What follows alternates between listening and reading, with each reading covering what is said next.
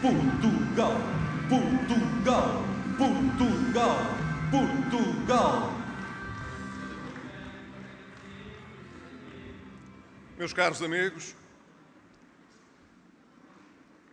sei que percebem que devo começar esta minha intervenção dirigindo uma palavra muito especial de reconhecimento ao Narciso Mota, que ao longo destes anos tem dado não apenas muitas alegrias ao PSD, mas, sobretudo, tem deixado uma marca de desenvolvimento e de progresso em Pombal. O Narciso Mota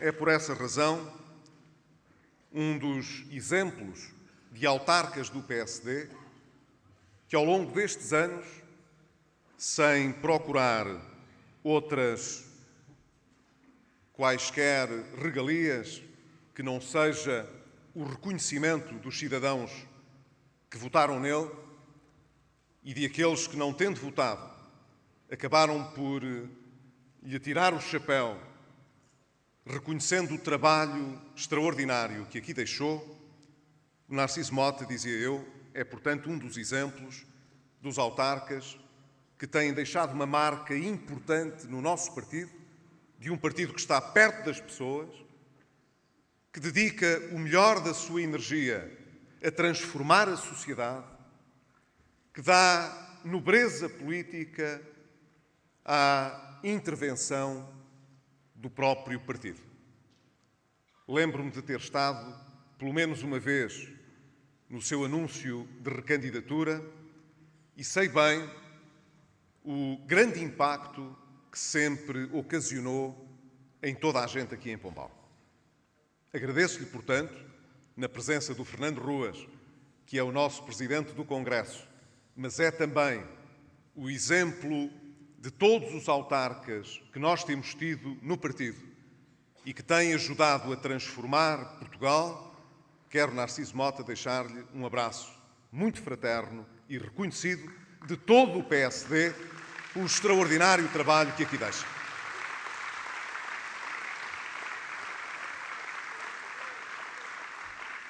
E, claro, não posso deixar de aproveitar também a oportunidade de desejar ao Diogo Mateus uma grande campanha e, sobretudo, um grande mandato como próximo Presidente da Câmara de Pombal.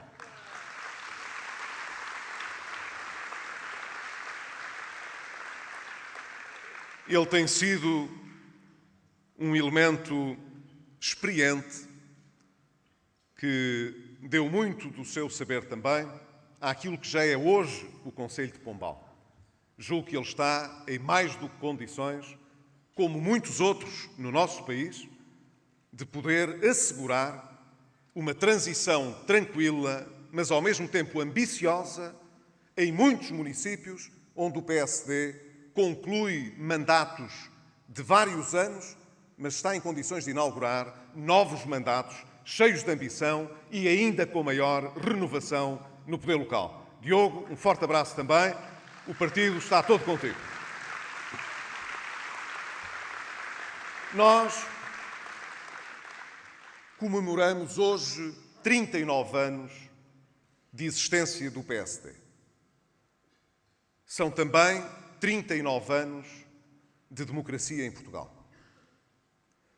Não é possível fazer a história da democracia no nosso país sem falar do PSD, dos seus fundadores, dos seus militantes, de todos aqueles que ao longo destes anos se empenharam, deram o melhor de si, acreditaram que era possível construir um país com menos injustiças, mas com mais oportunidades para todos.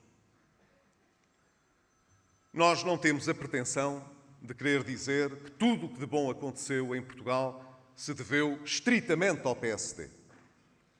A humildade democrática obriga-nos a reconhecer que a obra da democracia não é a obra de um só partido, de uma só pessoa, de um só conjunto de pessoas. é uma obra muito alargada. Nós reconhecemos o papel importante que outros partidos tiveram na construção do nosso regime democrático. E sabemos que não há democracia sem pluralismo político, não há verdadeira democracia sem confrontar diferentes projetos, não há verdadeira democracia sem verdadeiras alternativas. Podemos e devemos orgulhar-nos daquilo que fizemos pelo nosso país. E aqueles que têm uma memória mais longa destes 39 anos têm boas razões para sentir orgulho na história do próprio PSD. Mas nós sabemos que o futuro do nosso país, hoje, está muito nas nossas mãos, mas não está só nas nossas mãos. O exercício de humildade democrática, portanto, não tem de ser feito só pelo PSD. Todos os outros têm de ter essa humildade democrática. Nós simplesmente fomos escolhidos democraticamente para liderar o governo que deve enfrentar uma das situações mais graves da história moderna de Portugal e, seguramente, a situação mais difícil de que a nossa geração pode ter memória. Quando ouço algumas pessoas acentuar as dificuldades que sentimos, falar do nosso presente como se ele fosse impossível e dirigir-se ao país com palavras de angústia, dizendo que o melhor que conseguiremos fazer é ir de encontro a uma parede. Ainda ontem, o secretário-geral do Partido Socialista dizia isso, que o governo estava a conduzir o país contra a parede. Ora, o país bateu contra a parede, vai quase há 2 anos atrás. E o que nós estamos a fazer...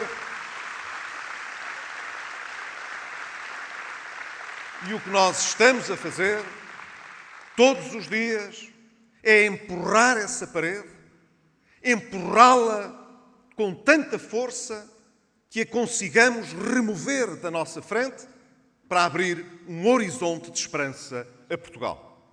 É essa a nossa obrigação todos os dias e é isso que temos estado a fazer. Nestes 2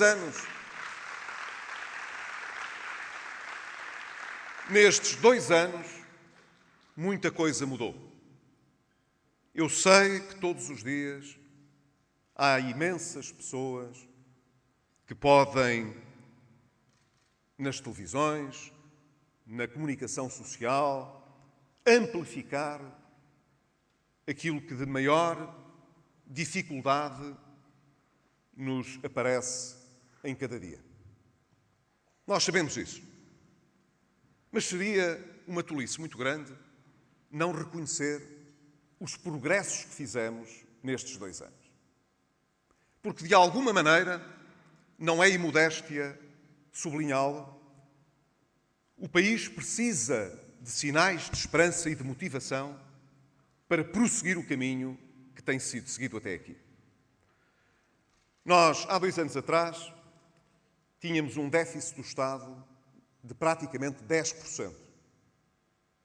Quer dizer, não tínhamos nas receitas do Estado o suficiente para pagar aquilo que era necessário.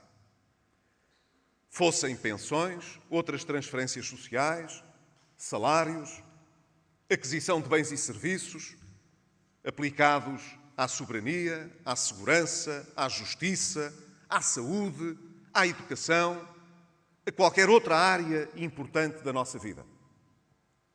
Quer dizer, Portugal tinha um governo e um Estado que gastava 10% mais do que aquilo que os contribuintes podiam pagar.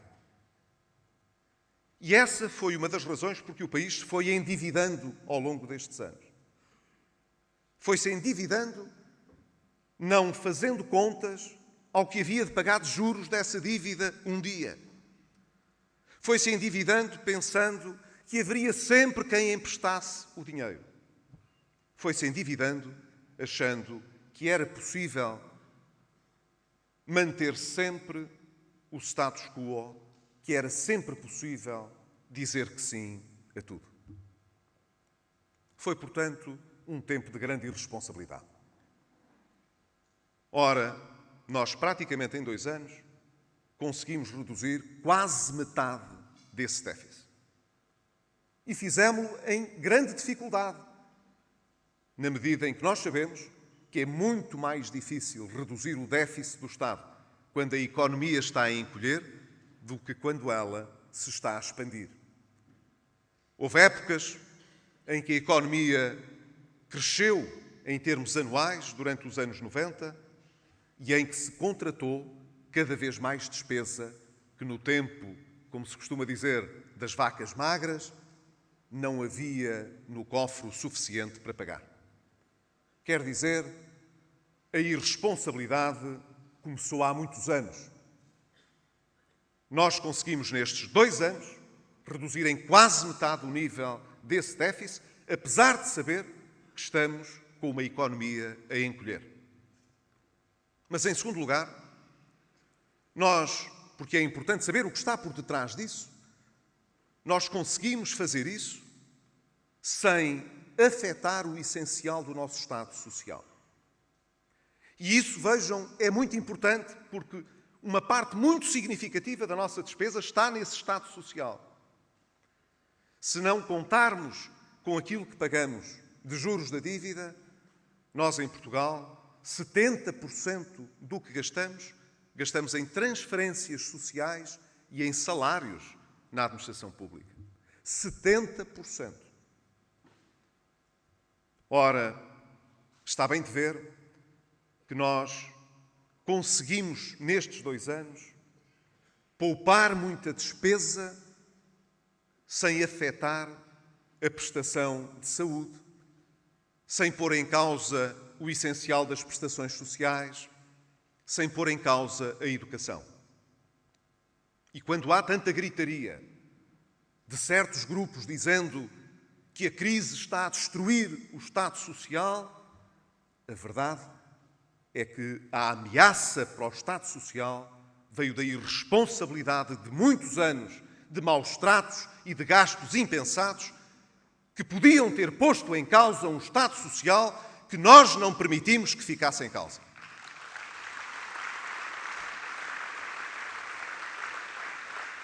E por isso, nestes 2 anos, reduzimos quase 13 mil milhões em despesas que envolveram despesas de investimento público, despesas de aquisição e bens e serviços, os chamados consumos intermédios.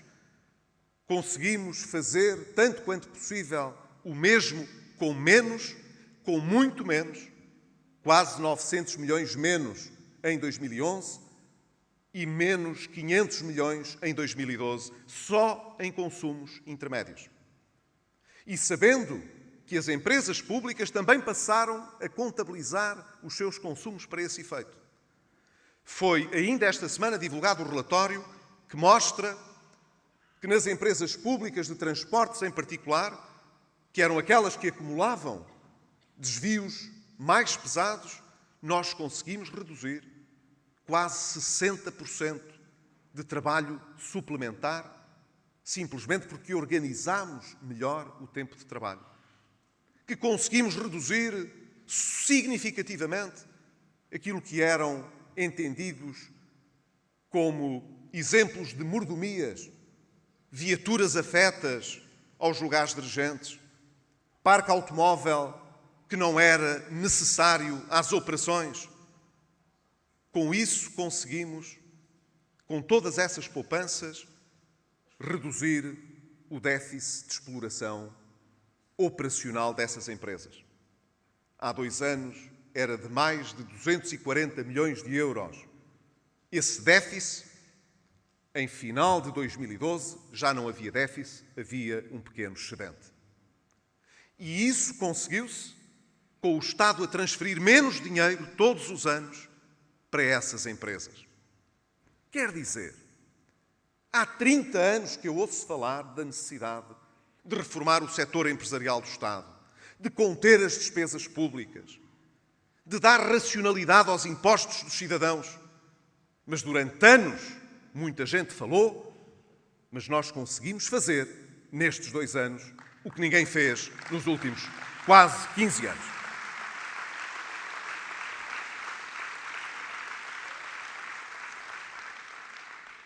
E foi isso que nos valeu, porque com a receita de impostos a encolher com a crise e com o Estado a ter de gastar mais no setor social por causa dos desempregados que precisam da proteção do Estado e que, por essa razão, recebendo subsídios de desemprego, provocam mais déficit no Estado, se não fosse a nossa vontade férrea de travar as despesas do próprio Estado, então não teríamos conseguido reduzir o déficit, estaríamos a pedir um segundo programa de empréstimos para Portugal. Foi justamente porque tivemos uma consciência plena de que devíamos dar o exemplo, de que deveríamos ter um Estado que se bastasse a si próprio, que não exigisse aos cidadãos mais aumentos de impostos, que conseguimos levar esta tarefa árdua de andar a ver, empresa por empresa, setor por setor, programa orçamental por programa orçamental, como cumprir as nossas metas. Não sei se recordam, quando se discutiu o Orçamento de Estado para 2013 no Parlamento, muita gente vaticinou, quanta gente não proclamava que era impossível cumprir o orçamento. Quem não se lembra de todas as vozes autorizadas que em programas semanais explicavam que até ao fim do primeiro trimestre de 2013, assim fosse conhecida a execução orçamental do primeiro trimestre, se provaria que este orçamento não se poderia cumprir, que era irrealista, que o Governo acabaria e que não era possível a Portugal manter esta direção que vinha sendo seguida. Mas afinal, a execução orçamental foi apresentada, ficámos 500 milhões de euros abaixo do limite que estava estabelecido. Nunca mais se ouviram essas vozes tão autorizadas e categóricas que mostravam que Portugal ia descarrilar no primeiro trimestre e que a execução orçamental a teria abaixo o governo do PSD e do CDS antes que chegasse a primavera. Onde estão essas vozes hoje para poderem dizer ao país que erraram, que transformaram o palco que têm não numa oportunidade de criar esperança para o país, mas num repetido exercício de terror para os portugueses, assustando os portugueses sem nenhuma necessidade de o fazerem. Aproveito, portanto, estes 39 anos para dirigir também a todos esses que intervêm no espaço público que tenham um sentido de responsabilidade no momento que nós atravessamos. E que deixem de semear o medo e de incitar à revolta no país. Porque há muita gente que pensa que a sua oportunidade só chegará em Portugal se houver revolta e se houver eleições. Mas o país não precisa de cenários desses. O que o país precisa é de responsabilidade. O que o país precisa é que haja governo. O que o país precisa é que aqueles que têm ideias diferentes que nos digam o que pensam e como resolvem os nossos problemas.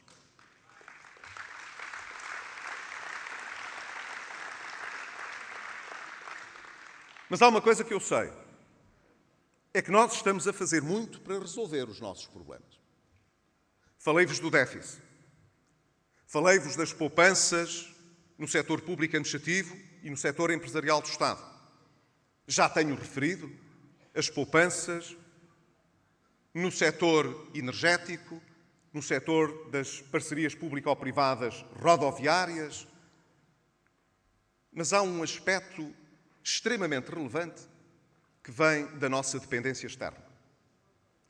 Há 2 anos atrás também, o déficit da conta corrente do país era quase de 10% também. E foi assim durante praticamente 10 anos. Todos os anos, não era o Estado, era a nossa economia, era o país inteiro. Tinha de pedir emprestado ao estrangeiro 10% do seu produto. Nenhum país pode viver assim. É uma história que acaba sempre mal. No passado, quando isso aconteceu, nós tivemos de pedir dinheiro emprestado ao exterior. Tínhamos escudos e, como toda a gente sabe, não é com escudos que nós pagamos o que importamos. Nunca foi assim. Pagávamos em dólares quando não havia euros. Mas quando não havia dólares no Banco de Portugal, não havia leite. Eu lembro-me de quando havia racionamento de leite em Portugal, nos primeiros anos da nossa democracia. Eu lembro-me do racionamento que houve de muitos bens essenciais, porque não havia dólares para pagar importações. Eu já não estou a falar dos automóveis e de outros bens que aqui há muitos anos eram considerados bens de gente mais abastada. Não, eu estou a falar dos bens essenciais. Muita gente já se esqueceu disso. Muita gente já se esqueceu que ter uma moeda própria não significa ter, por definição, responsabilidade. Muitas vezes, quando tivemos moeda própria, fomos suficientemente irresponsáveis para não ter as reservas suficientes para garantir aquilo que um Estado de Direito deve garantir, que é o acesso aos bens essenciais e a realização social indispensável no pagamento dos compromissos das pensões e dos salários, porque não há nada mais sagrado nos contratos que não seja pagar os salários e as pensões. E, evidentemente, não há nenhuma Constituição que o garanta. A Constituição garante a observância por princípios indispensáveis, mas não a sua realização. Não é a Constituição que realiza a economia nem o Estado. Não é, portanto, ao Tribunal Constitucional nem aos juízes do Tribunal Constitucional que nós iremos pedir o dinheiro que é necessário para pagar as pensões ou os salários. Ninguém pensa, com certeza, que é aos juízes ou aos tribunais que nós vamos solicitar que resolvam estes problemas. Eles não existem para resolver estes problemas. Somos nós que temos de resolver estes problemas. Ora, nós temos feito muito para os resolver, porque nestes 2 anos, esse déficit que se criava à razão de 10% em cada ano, no ano passado, foi menos de 2,5%. Mas quando contamos com a balança corrente e de capital, isto é, com a balança de pagamentos do país, percebemos que pela primeira vez, em dezenas de anos, o país no seu conjunto teve uma posição excedentária sobre o exterior. Quer dizer, não se endividou perante o exterior. Ora, isto tem um sentido histórico extraordinário. Não podemos diminuir esses resultados, porque esses resultados foram alcançados com o esforço dos portugueses. Foram as pessoas, com o seu sentido de sacrifício e de responsabilidade, numa época tão difícil como a que vivemos, que perceberam quais eram os nossos limites e que nos deram as condições de governabilidade para conseguir estes resultados. Não o podemos esquecer. Se em dias de comemoração nos lembramos sempre dos mais vulneráveis e dos mais fracos, é também justo referir o reconhecimento que temos por todos aqueles que fizeram um esforço enorme para que Portugal não se tivesse afundado nestes 2 anos, mas, pelo contrário, tivesse como Estado a mostrar ao mundo inteiro que havemos de vencer esta crise, porque os resultados que precisamos para vencer esta crise começam a aparecer no nosso dia-a-dia.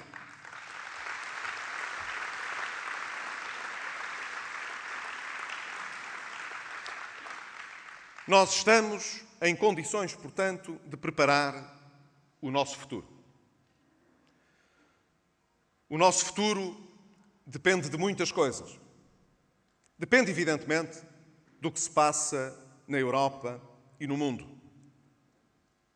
Mas depende muito também de muitas decisões que nós tomemos, de escolhas que nos cabe a nós fazer. Nós precisamos, por um lado, de mostrar que sabemos dominar os nossos déficits e de que conseguimos, a todos aqueles que nos emprestaram dinheiro, oferecer a garantia de que haveremos de pagar esses empréstimos e de que sabemos arrumar a nossa casa, mas precisamos também, por outro, de olhar para a nossa economia e mostrar que há muito trabalho que podemos fazer para ajudar a nossa economia, as nossas empresas, os nossos profissionais a acrescentar valor, a colocar Portugal numa senda de crescimento económico. Temos de fazer as duas coisas. Durante algum tempo, a emergência não nos permitiu fazer mais do que corrigir os desequilíbrios e lançar reformas estruturais. Mas agora sabemos que já estamos numa fase nova, que é a fase em que estamos só a 1 ano de fechar o programa de assistência e de que temos de nos preparar para viver sem os financiadores oficiais, sem a Troika. Temos de viver pelo nosso pé, mostrando confiança aos investidores externos e motivando a confiança dos portugueses, dos nossos empresários, das nossas estruturas económicas. Estamos, portanto, numa altura em que é essencial fechar o programa de assistência que foi negociado pelo Partido Socialista e abrir, ao mesmo tempo, uma janela de esperança para a recuperação da economia e para o crescimento futuro. O Governo não pode ser mais claro do que tem sido. E, como Presidente do PSD, reafirmo esse compromisso do nosso partido com o nosso parceiro de coligação. Nós temos-nos esforçado por encontrar as melhores soluções para os tempos que estamos a viver, para resolver o déficit e para encontrar linhas de crescimento económico. Mas achamos que é indispensável um amplo entendimento na sociedade portuguesa para que os progressos que possamos fazer sejam duradouros. Quer dizer, não estejam dependentes apenas dos humores, da vontade, da conjuntura de cada governo. Os irlandeses têm conseguido entender-se sobre isso. Muitas outras nações fazem esse esforço. Nós não somos todos iguais. Nós não pensamos todos da mesma maneira. Nós temos ideias muito diferentes. A altura própria para avaliar quem tem mais votos é nas eleições. Não é no dia-a-dia em que temos de resolver os problemas do país. Nesse dia-a-dia, nós devemos apresentar as nossas ideias. Nuns aspectos haveremos de chegar a acordo, noutros não chegaremos. Mas a nossa obrigação todos os dias não é andar a contar votos, é andar a saber como é que resolvemos os problemas. E esse é um debate que é a obrigação de todos e não apenas de quem governa.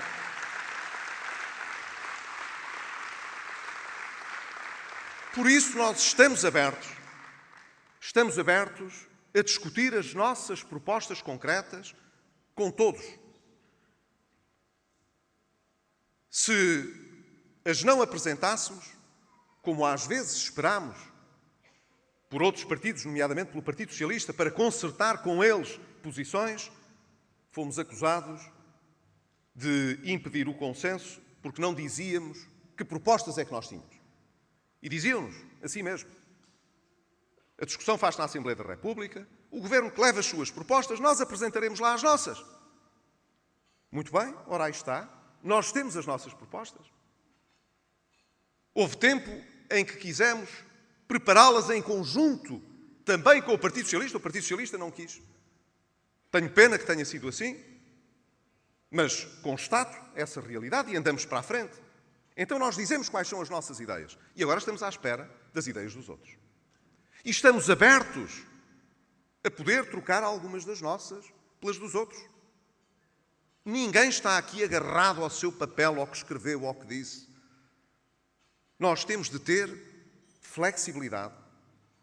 Quem governa, disse isto na campanha eleitoral e reafirmo hoje. Quem governa e tem uma maioria para governar, não pode governar segundo o lema do quero posse e mando.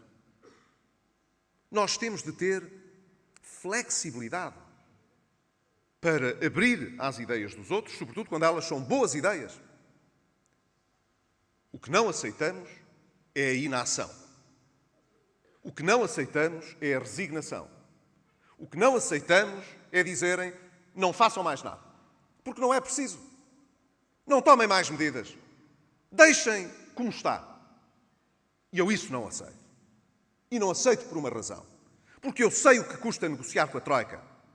Eu sei o que custa a um país que não tem autonomia financeira ter de pedir o acordo dos seus parceiros para que o dinheiro não falte. Eu sei o que custa isso. Há muita gente que pensa que é simples, que é fácil, está garantido. Não está. Não é fácil. Se um dia o Governo decidisse, muito bem, não tomamos mais medidas, que fica o déficit, ficamos a dever, a consequência imediata era que deixaria de haver dinheiro. E quando deixar de haver dinheiro, não é ao Partido Socialista que vão pedir responsabilidades. É ao Governo que está em funções. Foi este Governo que foi eleito para governar, não foi o Partido Socialista. E, portanto, eu isso não aceito. Quando me responderem, deixe andar, faça de conta, a Europa há de apoiar-nos, o dinheiro não há de faltar, eu quero dizer-lhes, estão enganados. Mas esse engano, que é uma grande demagogia, sairia demasiado caro ao país se, por uma questão de capricho, apenas como quem quer tirar a prova dos 9, o Governo lhes fizesse a vontade. Nós não estamos aqui para nos autossatisfazermos com a desgraça. Estamos aqui para a prevenir. E é por isso que o nosso caminho tem de prosseguir. Com responsabilidade. Quero hoje agradecer muito, de forma muito reconhecida, mesmo, aos militantes do meu partido. Porque estar no Governo e executar políticas que nós sabemos têm impactos sociais difíceis e negativos, exige clareza no diagnóstico que fazemos dos problemas, exige coragem para resistir às pressões e às críticas, exige resiliência, mas isso é o que se espera de quem governa. Mas quem está a apoiar, quem está todos os dias no terreno a sofrer o choque dos argumentos, das dificuldades, os militantes que todos os dias têm de explicar o que o Governo às vezes não consegue, aqueles que no dia-a-dia nos dão força para andar para a frente, esses têm muita coragem, esses merecem o meu respeito e o meu agradecimento.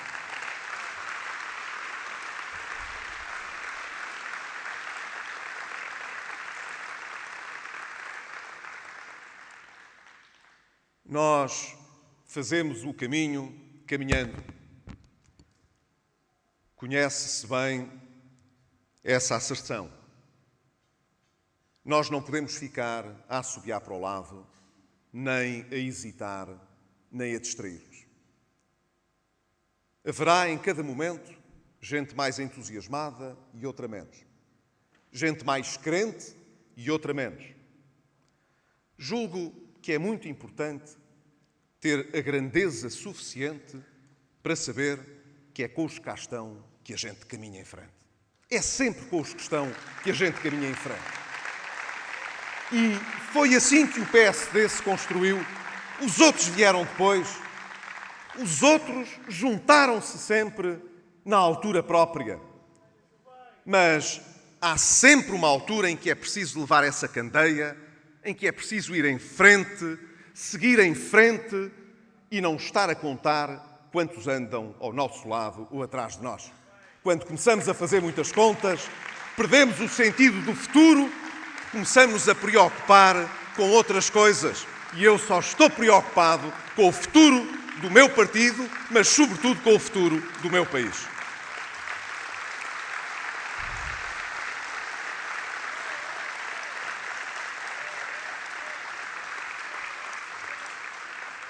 Quero também deixar aqui uma palavra, no dia de aniversário do meu partido, ao nosso parceiro de coligação. Já houve aqui alguém que fez uma menção sobre isso. Toda a gente sabe que somos partidos diferentes. Toda a gente sabe que temos histórias diferentes. É saudável que seja assim. A maior parte dos países na Europa têm governos de coligação que discutem os seus problemas e as suas ideias.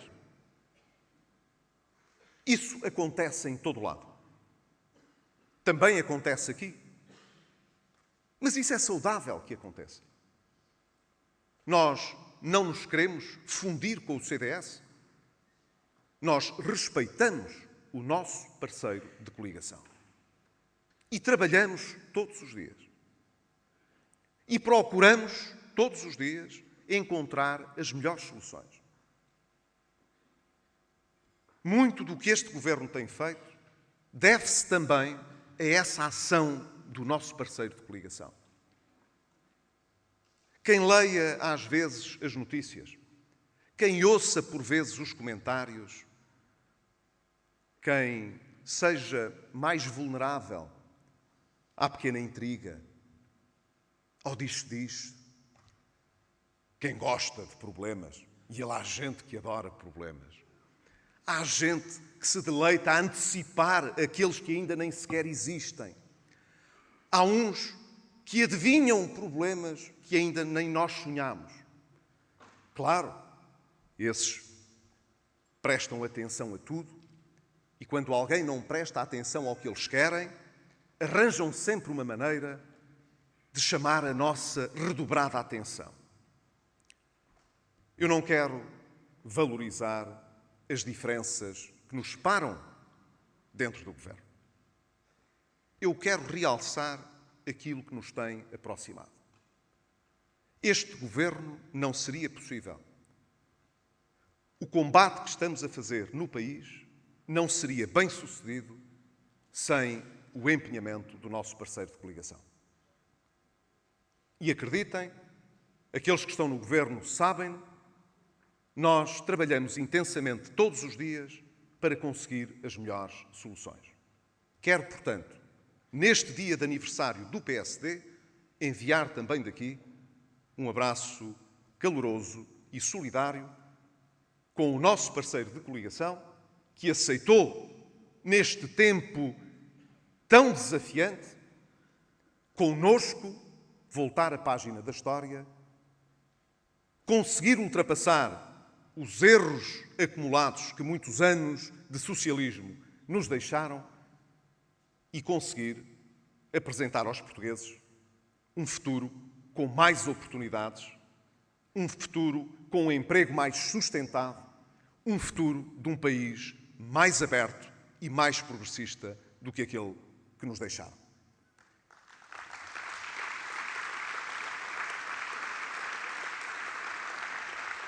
Nestes 39 anos, o PSD foi um grande partido do poder local.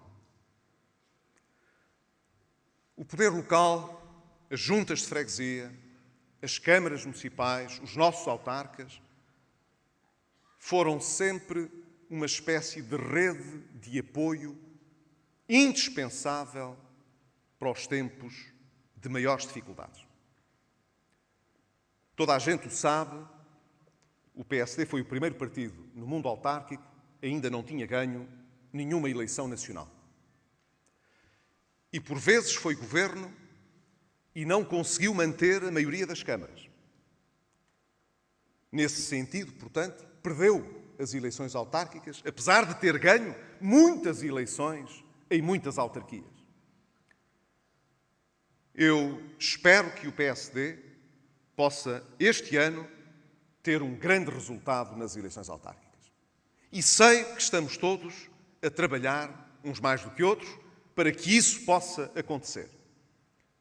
Sei que aconteça o que acontecer, o PSD continuará a ser um grande partido das autarquias locais. Eu disso não tenho dúvida. Com grandes autarcas, com gente que todos os dias trabalha em prol dos portugueses e de Portugal. Mas confio muito, devo dizer, que estas próximas eleições também não vão ser aquilo que tanta gente gostaria que fosse. Que fosse assim uma espécie de pântano, uma espécie de antecâmara do colapso nacional. Eu quero dizer-vos que enquanto eu for Primeiro-Ministro, não há pântanos em Portugal. Não há situações de pântano em Portugal. Enquanto eu for Primeiro-Ministro, a minha obrigação é governar e trazer o PSD para um exercício de responsabilidade. Aconteça o que acontecer.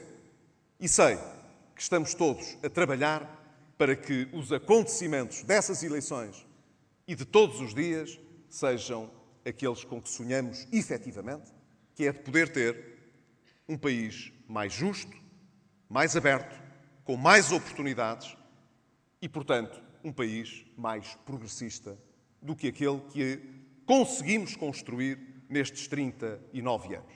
Não ficaremos, portanto, a olhar para trás, trazemos os nossos valores, os nossos fundadores connosco e eles, se fossem vivos, e muitos já não são, saberiam que é assim que tem de ser. Ninguém fica preso no passado e a olhar para trás. É para a frente que se faz o caminho. Para a frente Portugal, para a frente PSD, para a frente Pombal.